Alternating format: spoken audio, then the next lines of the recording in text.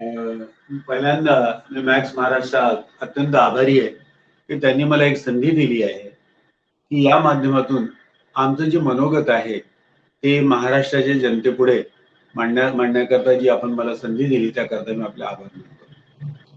पहिल्यांदा असं आहे की आपण या शिक्षण धोरणाविषयी काही मूलभूत जी माहिती आहे ती जाणून घेऊया.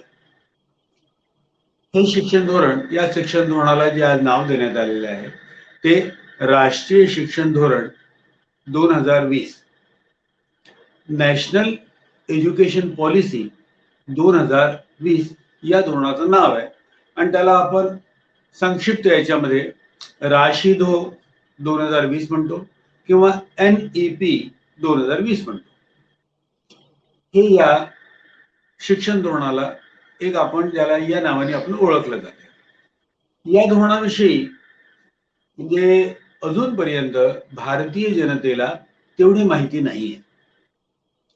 आता याच्या मागेची जी पार्श्वभूमी जर आपण बघितली तर अत्यंत संक्षेपात आपण ही बघूया. पहिल्यांदा हे शिक्षण धोरण म्हणजे काय?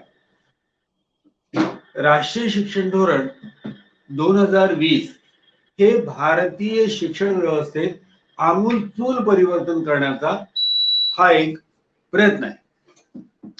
म्हणजे काय नेमकं? म्हणजे असं की आपल्या सर्वसामान्य बोलण्याच्या भाषेत KG to PG पर्यंतची आताची जी वर्तमान जी शिक्षण यंत्रणा आहे, जी शिक्षण व्यवस्था आहे, जे शिक्षण धोरण आहे, हे आमूलचूल बदलण्याचा हा प्रयत्न आहे. आणि पूर्ण देशाच्या शिक्षण धोरणामध्ये आमूलचूल परिवर्तन करणं, संपूर्ण बदल करणं ही अत्यंत एक गंभीर अशी बाब आहे. आणि एवढा महत्वाचा प्रश्न किंवा देशामध्ये आज जे काही शिक्षण धोरण जे आता सध्या चालू आहे त्याच्यामध्ये संपूर्णतः बदल करणं ही एवढी गंभीर बाब ही ज्या प्रमाणामध्ये जनमानसात चर्चेला यायला हवी होती ती आली नाही. ती आली नाही की आणली गेली नाही हा भाग वेगळा. पण यावरून एक गोष्ट आपल्या सगळ्यात पहिल्यांदा लक्षात आली पाहिजे की NEP 2020 किंवा राष्ट्रीय शिक्षण धोरण 2020 यामुळं देशातल्या शिक्षण व्यवस्थेमध्ये आमूलाग्र बदल घडवून आणायचा आहे. ठीक आहे.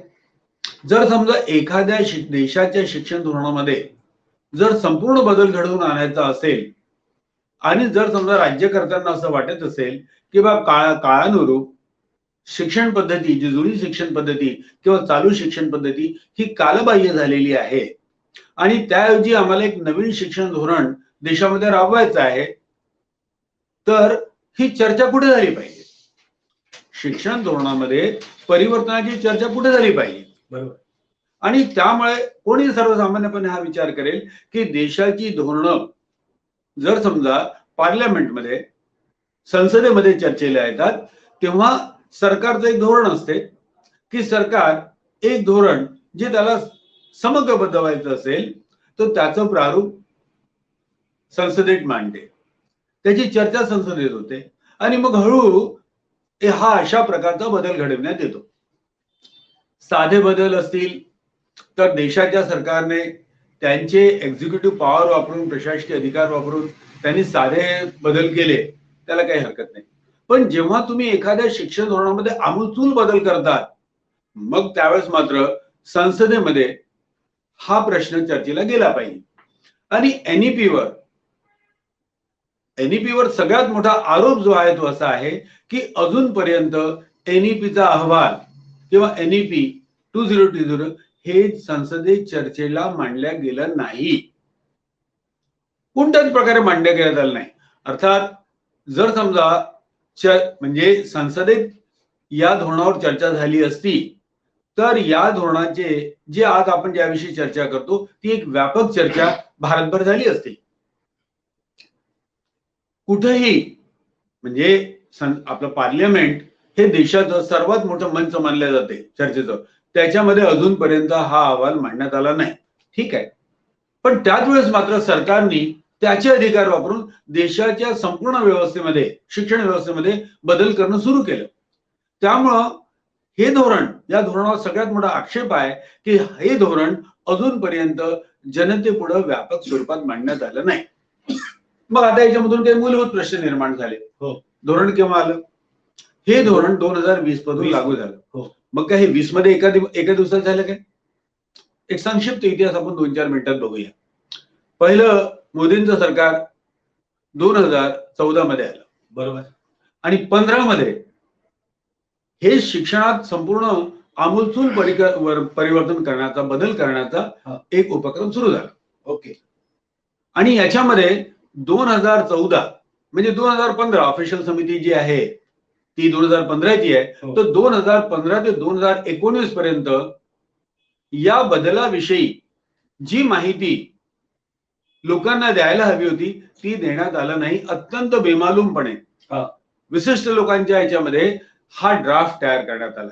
म्हणजे शिक्षण धोरण कसं असेल, देशाचं शिक्षण धोरण कसं असेल याचा ड्राफ्ट जो मांडण्यात आला, त्याचा मसुदा तयार करण्यात आला, तो बेमालूमपणे करण्यात आला. तर त्यामुळं पहिला प्रश्न हा उपस्थित झाला की जर हे धोरण सरकारचं असतं, जर हे सरकारचं धोरण असतं तर सरकारने याच्याविषयी पार्लमेंटमध्ये नव्हे तर किमान विभिन्न सगळं म्हणजे एक व्यापक स्तरावर शैक्षणिक संस्थांमध्ये शिक्षण तज्ञांना किंवा जे बाकी मंडळी शिक्षण क्षेत्राशी जे संबंधित लोक आहेत, विद्यार्थी आहेत, शिक्षक आहेत, प्राध्यापक आहेत, या सगळ्या स्तरावर एक व्यापक चर्चा घडवून आणली असती. पण असं झालं नाही.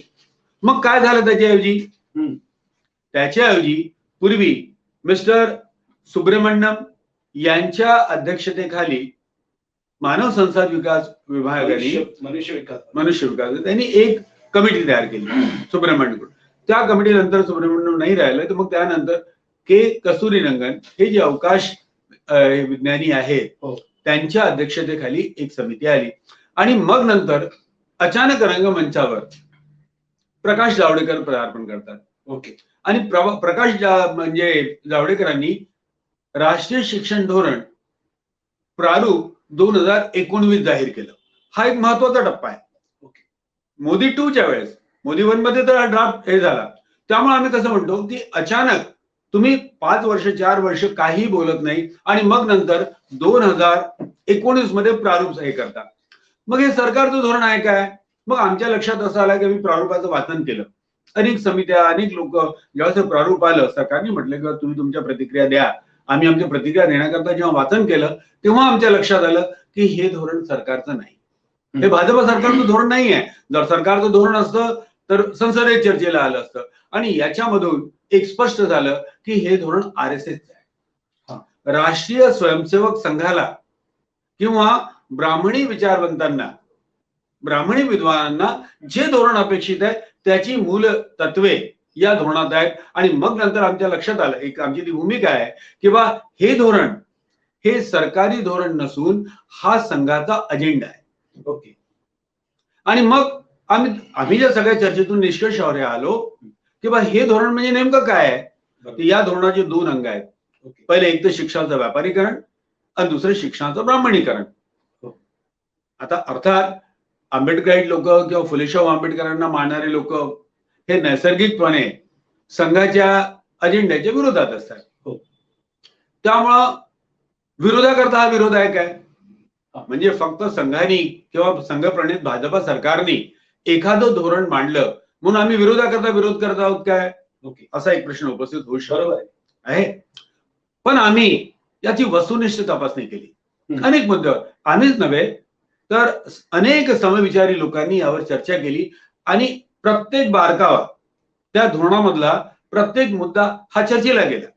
ओके.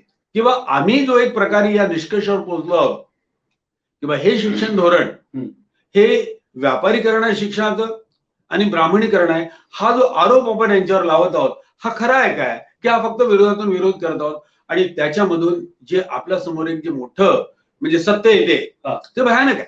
ओके, भयानक आहे ऍक्च्युअली. आता जसं उदाहरणार्थ आपण एक गोष्ट म्हणूया हो की आपण म्हणतो की बा शिक्षणाचं ब्राह्मणीकरण हा या शिक्षण धोरणाचा उद्देश आहे.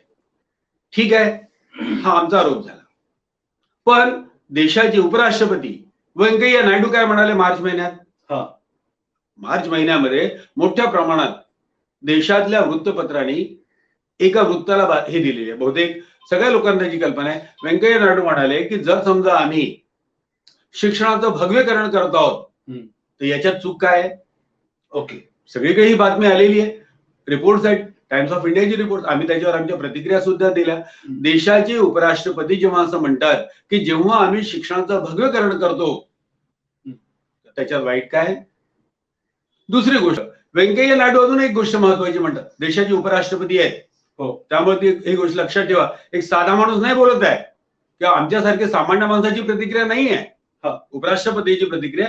आणि भाजपामध्ये, पूर्वी भाजपाला काही काळ ते अध्यक्ष म्हणूनही होते, भाजपामध्ये त्यांचं स्थान सगळ्यांना माहित आहे. हो, काय ते म्हणाले की बा मकालेचा त्यांनी हे केला, मेकॉले त्यांच्याकरता खलनायकच आहे. तर मेकॉलेचा त्यांनी तो एक म्हणजे उल्लेख केला. ते म्हणाले की मकालेने ज्या प्रकारे संस्कृत भाषेला अवमूल्यन केलेलं आहे ते योग्य नाही. म्हणजे आता ते म्हणतात 1831च्या जवळपास जातात ते. एकंदरीत मकालेचा संदर्भ काही गरज नव्हती. जेव्हा तुम्ही या देशात स्वातंत्र्याच्या इतक्या वर्षानंतर जेव्हा तुम्ही शिक्षण धोरणाला बदलता तर तुम्हाला त्या जुनी म्हणजे मुळदेव कुठून काढायची काय आवश्यकता होती?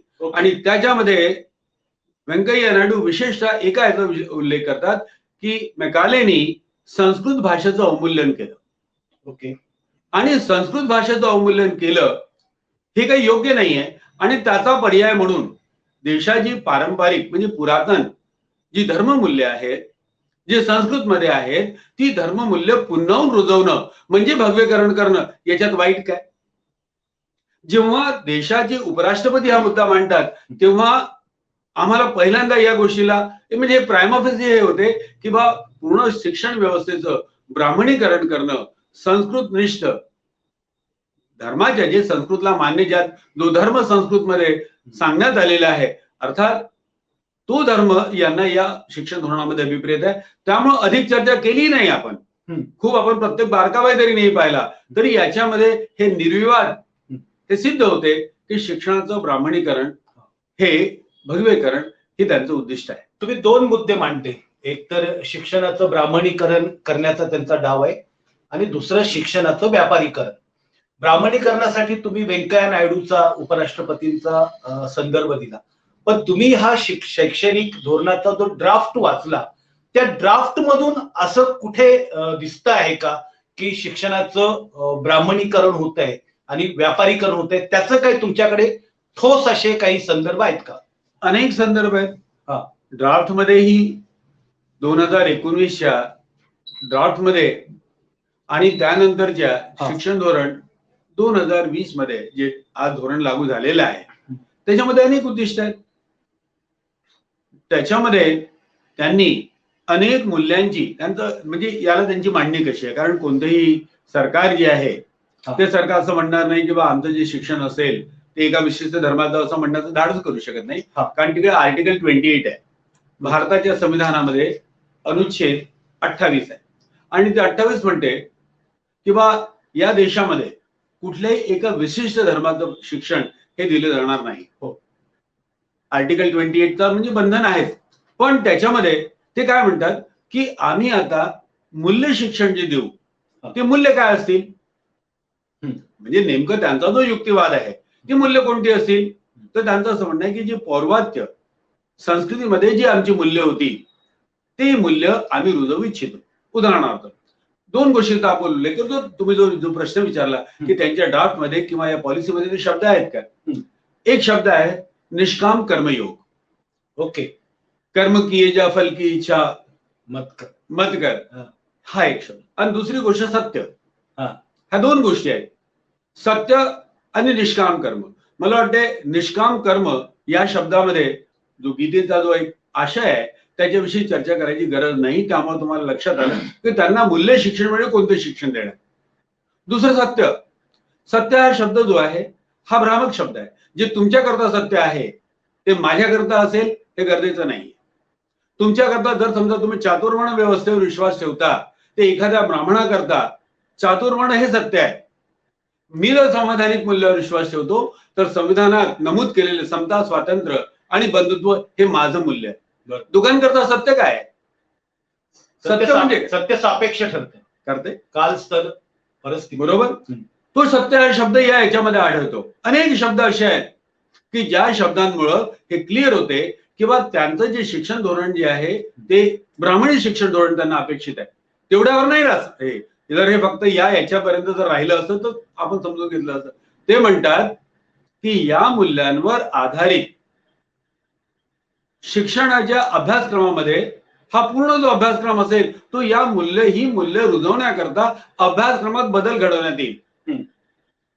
अभ्यासक्रमामध्ये बदल घडवण्याकरता आम्ही या मूल्यांचा वापर करू. आणि त्याच्यामध्ये त्यांनी सरळ अनेक प्रकारे संस्कृत करता अनेक आता आमची जी डिबेट्स वगैरे होतात त्याच्यामध्ये ते म्हणतात की बा संस्कृत भाषेचा उल्लेख हा 28 वेळा करण्यात आला. संपूर्ण भारतीय भाषांमध्ये संस्कृत भाषेला विशेष प्राधान्य दिले जाईल. हिंदीला जे आता प्राधान्यक्रम आहे तो मागे केला जाईल. स्थानिक भाषा आणि संस्कृत यांनाच प्राधान्य दिले जाईल. अशा प्रकारे तिथं मांडण्यात आलेले आहे. दोन पृष्ठ NEP 2020 मध्ये संस्कृतवर त्यांनी केलेले आहे. म्हणजे संस्कृत भाषेला एक विशिष्ट स्थान देण्याचा हा प्रयत्न आहे. आणि काय संस्कृतमध्ये नेमकं काय, श्रुती आणि स्मृती म्हणजे वेदाचं ज्ञान आणि दुसरं स्मृतीमध्ये वेदाला कसं काय अंमलात आणता येईल त्याकरता ज्या स्मृती आहेत मग त्यात मनुस्मृतीपासून तर गौतम स्मृतीपर्यंत आपस्तंभपर्यंत वगैरे वगैरे वगैरे आपल्याला त्याची चर्चा करायची गरज नाही. पण श्रुती आणि स्मृती याच्यावर आधारित जे काही मूल्य संस्कृतमध्ये रुजवण्यात आले ती आम्हाला पुन्हा ते मूल्य रुजवायचं आहे असा आम्ही अभ्यासक्रम करू. त्यामुळं ब्राह्मणीकरणाविषयी जास्त चर्चा करायची गरज नाही. हे त्यांचा हेतू त्या क्लिअर होतो आणि हे ब्लॅक अँड व्हाईट मध्ये आहे. ओके. म्हणजे हे आम्हीच म्हणत नाही. अनेक मला संदर्भ देते, अनेक विद्वानांचे संदर्भ देता येतील.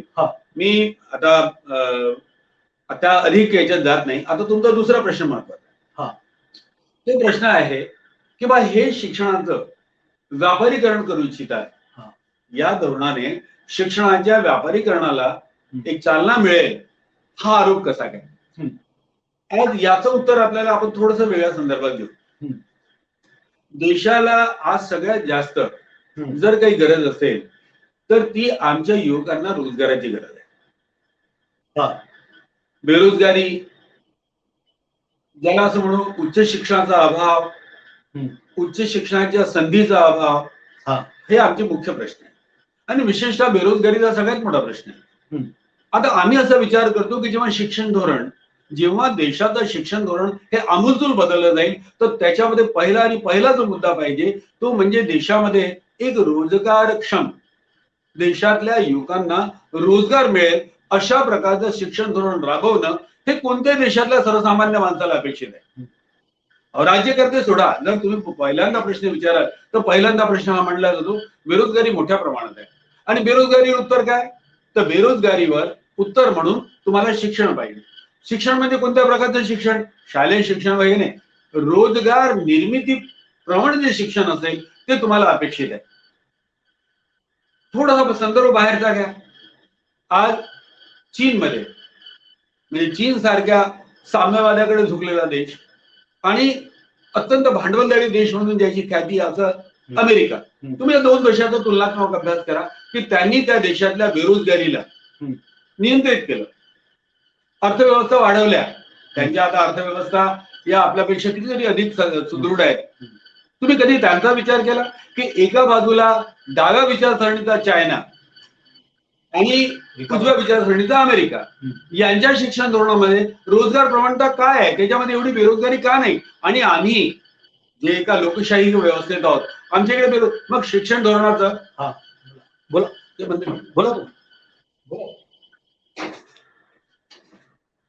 शिक्षण धोरणाचं जे उद्दिष्ट पाहिजे होतं, म्हणजे आज जेव्हा समजा तुमच्या पुढे एका सर्वसामान्य माणसापुढे जेव्हा राष्ट्रीय शिक्षण धोरण म्हणून आलं तर पहिल्यांदा त्याला हे क्लिक व्हायला पाहिजे. पहिली त्याची अपेक्षा असेल की रोजगार प्रवण या देशामधल्या म्हणजे लक्षावधी युवकांच्या हातांना काम मिळेल अशा प्रकारचं शिक्षण आम्ही करू. आणि थोडक्यात जर सांगायचं म्हटलं खूप खोलात नाही गेला तर ज्याला आपण असं म्हणू की प्रोडक्शन बेस, ज्याच्यामुळे देशामध्ये उत्पादकता वाढेल, तशी चायनाने वाढवली तसं आता बांगलादेश वाढवतोय. उत्पादकता वाढवणारं जे शिक्षण धोरण असेल ते आम्हाला अपेक्षित असेल. इथं 6वी पासून त्यांनी स्किल डेव्हलपमेंटचं शिक्षण द्यायचं सांगितलेलं आहे. 6वी पासून इलेक्ट्रिशियनचा कोर्स असेल, प्लंबिंगचा असेल अशा पद्धतीचं त्यांनी त्याच्यामध्ये नमूद केलेलं आहे. तो तर भाग फार नंतर येतो. पहिल्यांदा तर हा भाग आहे की हे शिक्षण धोरण तयार कसं झालं, याच्या आधीची शिक्षण धोरणं कोणती होती, काय त्याच्यामध्ये इलेक्ट्रिशियनचा ट्रेड नव्हता, काय आयडिया नव्हत्या. आपल्या देशात पूर्वीपासून यंत्रणा आहे. ITI इंडस्ट्रियल ट्रेनिंग इन्स्टिट्यूट किंवा IIT Indian institute of technology, या दोन्ही स्तरावर तुम्ही काम करतात. याच्यामध्ये नवीन काय टाकलं? ओके. याच्यावर मुख्य आरोप असा आहे की जेव्हा हे धोरण तयार करण्यात आलं तर देशाची धोरणं काय होती? तुम्ही देशाच्या धोरणामध्ये संपूर्ण बदल करतात, मग त्यावेळेस तुम्ही हा नाही विचार करणार की याच्या आधी धोरणं कोणती होती? हो.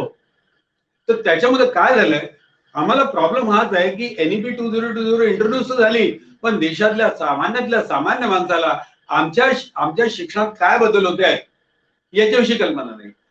जुनं काय होतं, डॉक्टर सर्वपल्ली राधाकृष्णन यांचा एक अहवाल येतो.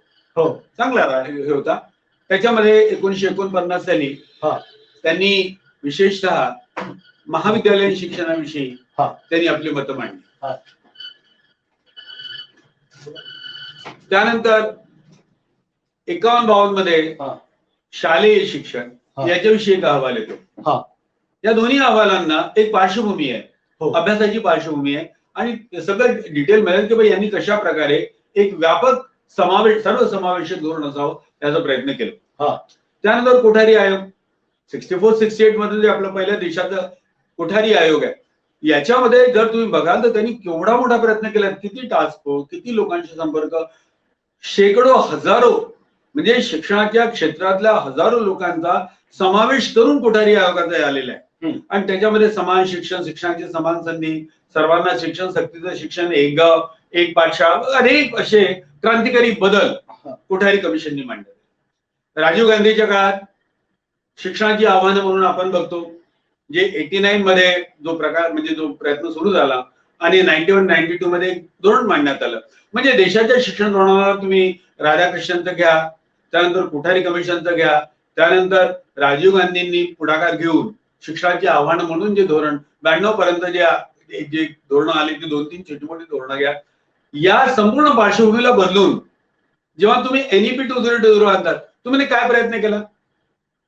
तुम्ही फक्त 2015 ते 19 पर्यंत संघप्रणित संघटनांचा एका 200 लोकांचं टोळकं घेऊन तुम्ही एक शिक्षण धोरण मांडलं आणि त्यानंतर तुम्ही 2020 मध्ये ते शिक्षण धोरण लागू केलं.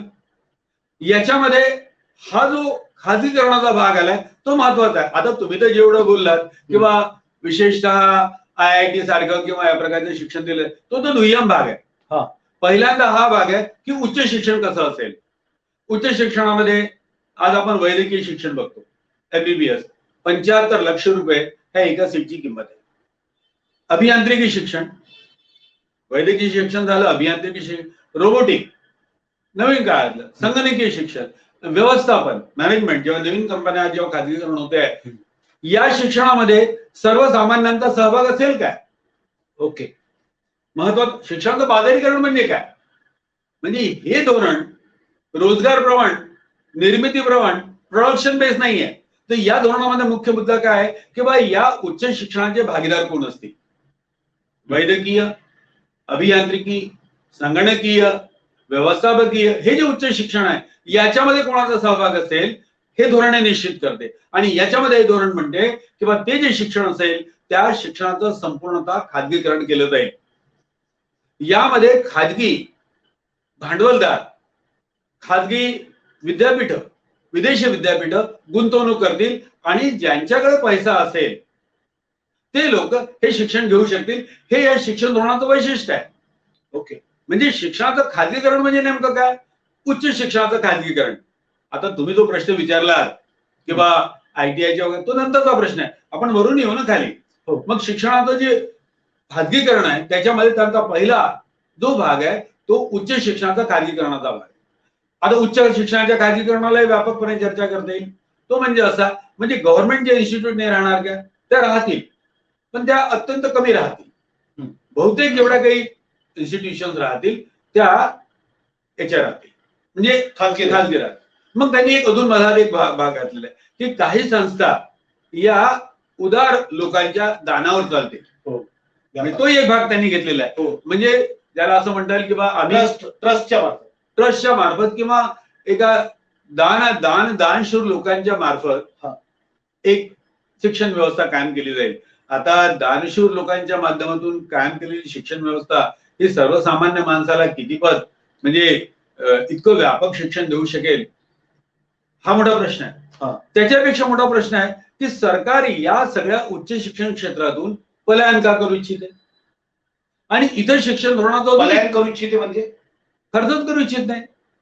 सगळ्यांना आपण जेवढे प्रगतीशील लोक आहेत आपली एकच चर्चा असते किंवा सरकारने शिक्षणावर खर्च केला पाहिजे. केंद्रीय सरकारने आतापर्यंत 6% एकंदरीत बजेटच्या 40 लक्ष कोटीचं भारताचं बजेट आहे. त्याच्यापैकी आता असं म्हटलं जाते की फक्त 3% खर्च आपण उच्च शिक्षणावर करतो. हा खर्च वाढवून 6% गेलं पाहिजे असं NEP मध्ये नमूद आहे.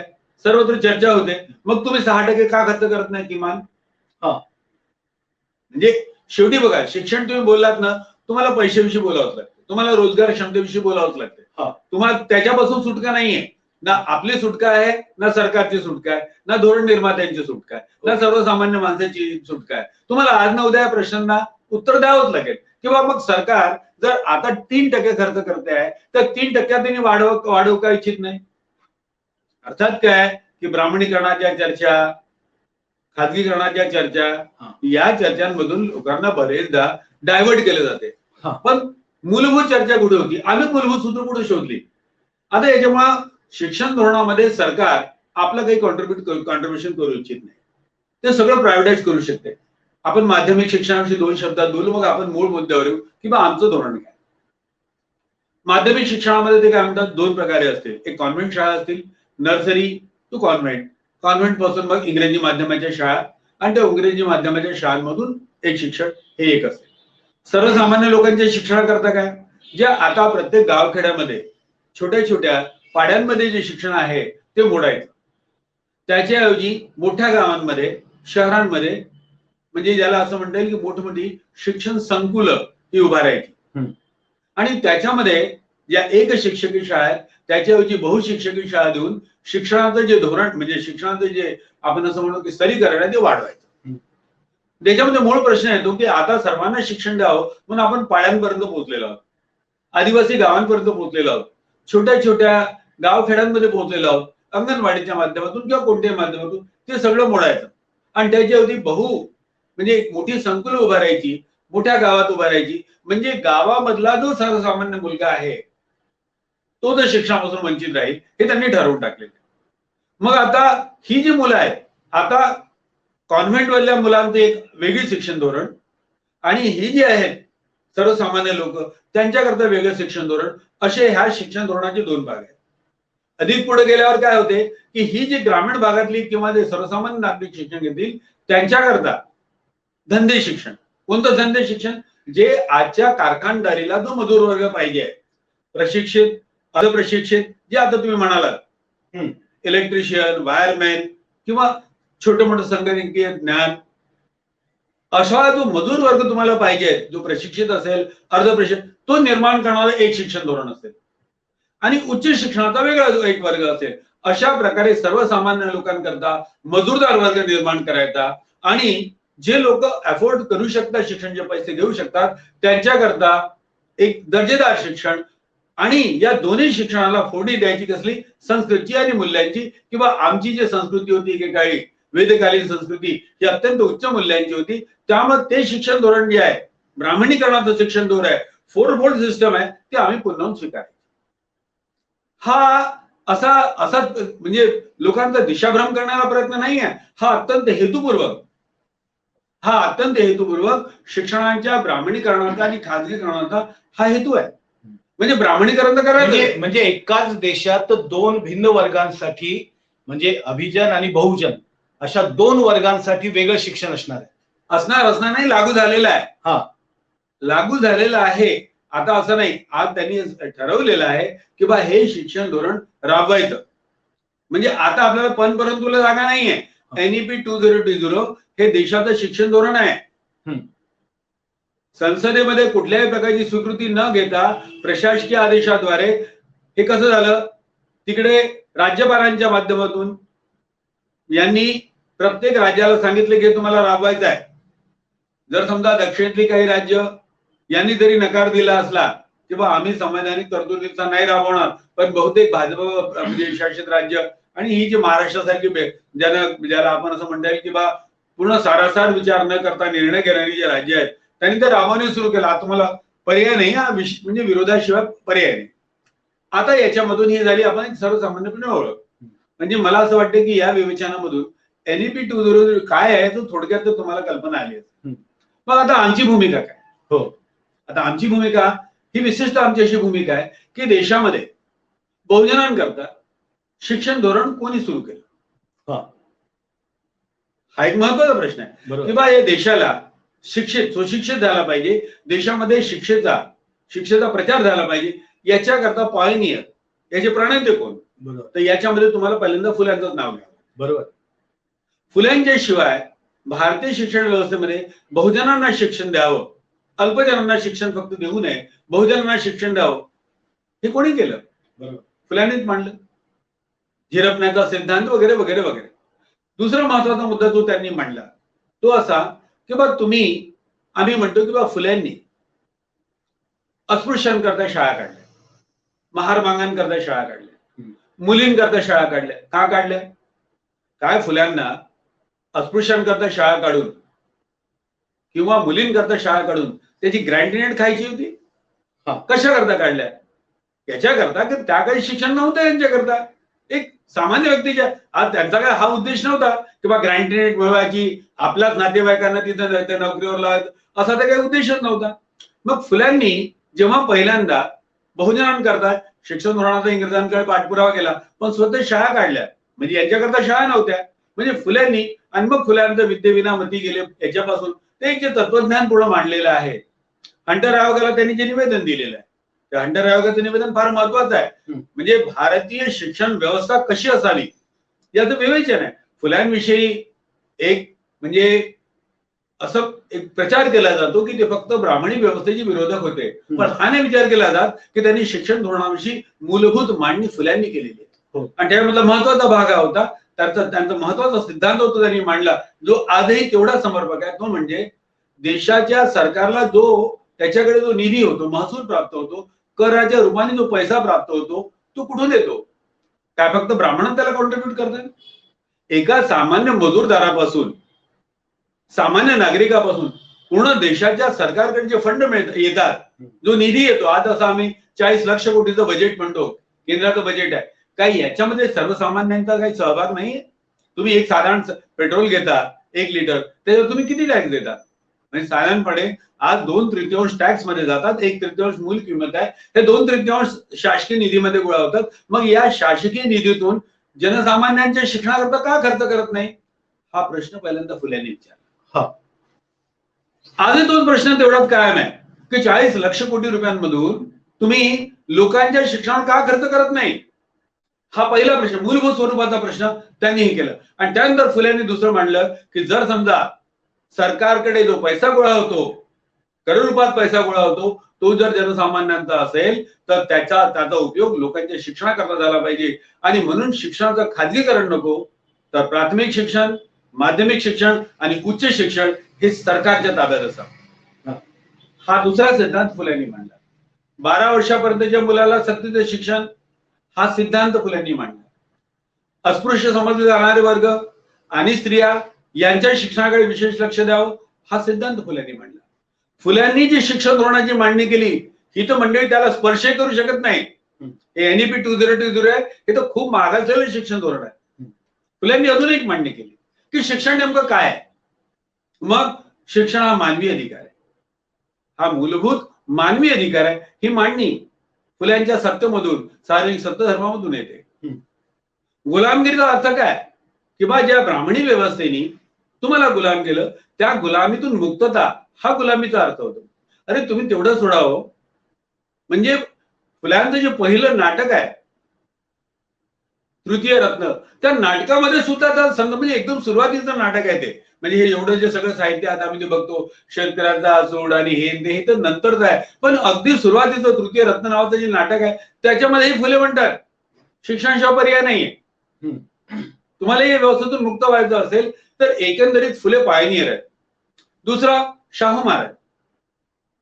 फुल्यांच्या नंतर शाहू महाराज एक मात्र अशी व्यक्ती आहेत की ज्यांनी शिक्षणाकडे लक्ष दिलं. आता सगळ्यांना माहितच आहे की शाहूंनी 20 बोर्डिंग प्रत्येक जाती जमाती करता 20 बोर्डिंग आपल्या संस्थानात उभारली.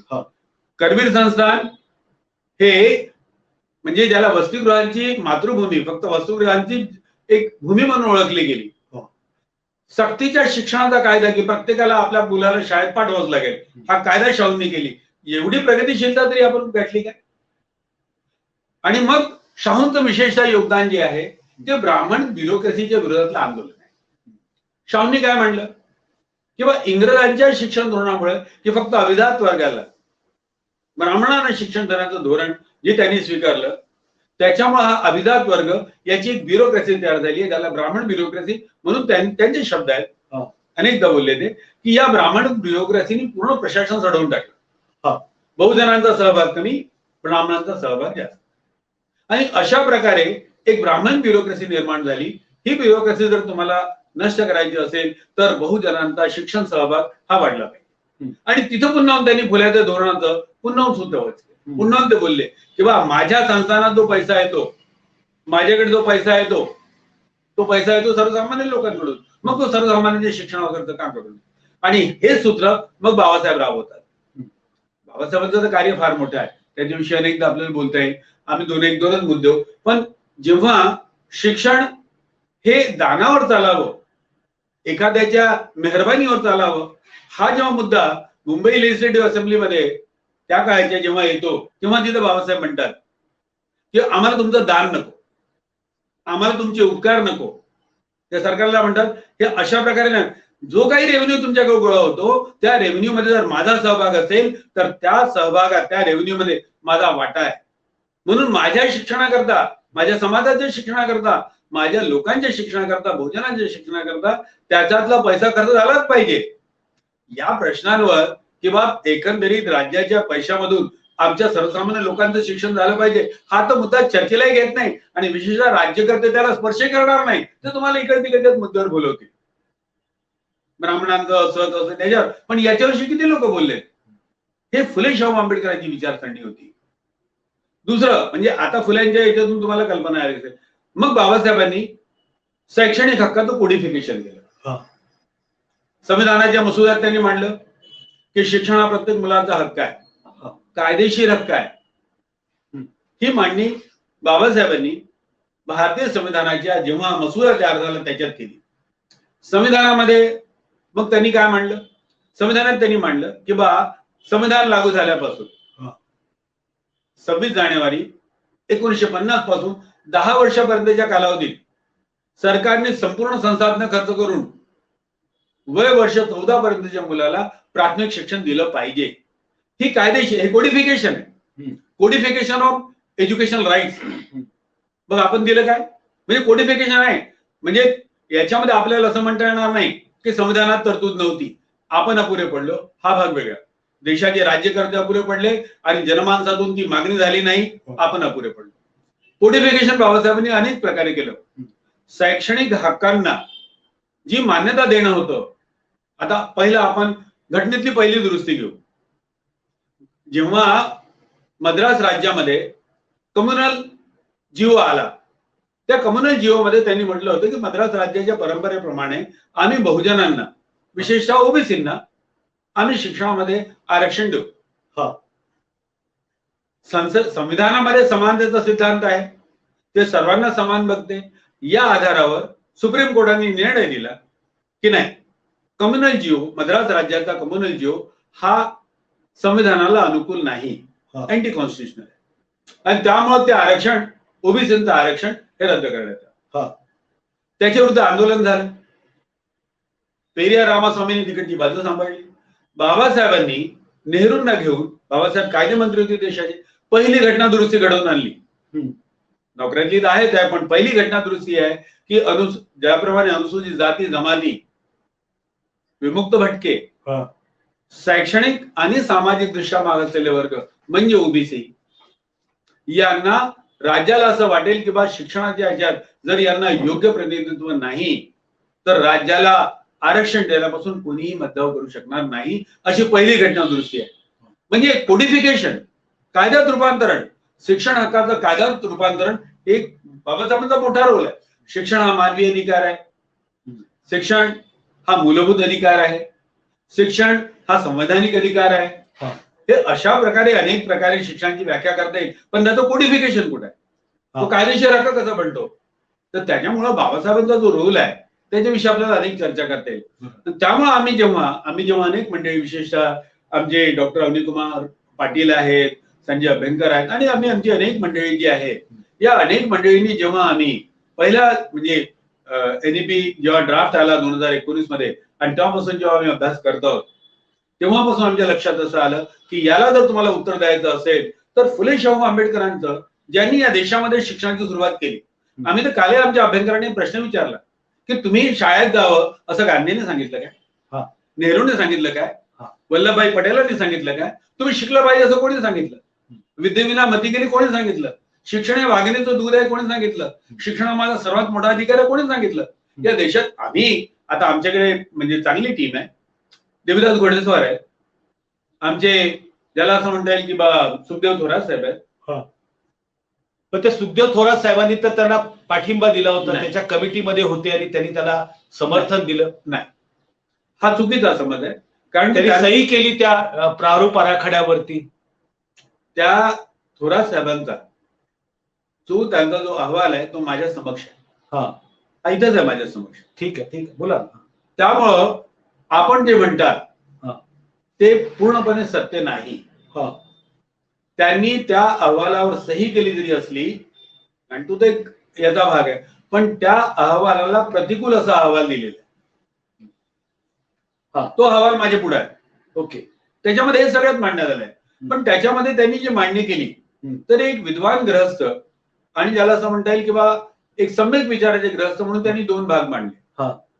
त्यांची मांडणी कशी आहे, आम्ही चळवळीतले कार्यकर्ते, आम्हाला पण परंतु नसते, या बाजूला किंवा या बाजूला, तुम्हाला एक तर युद्धामध्ये या पक्षाकडे राहावं लागते का दुसऱ्या पक्षाकडे राहा.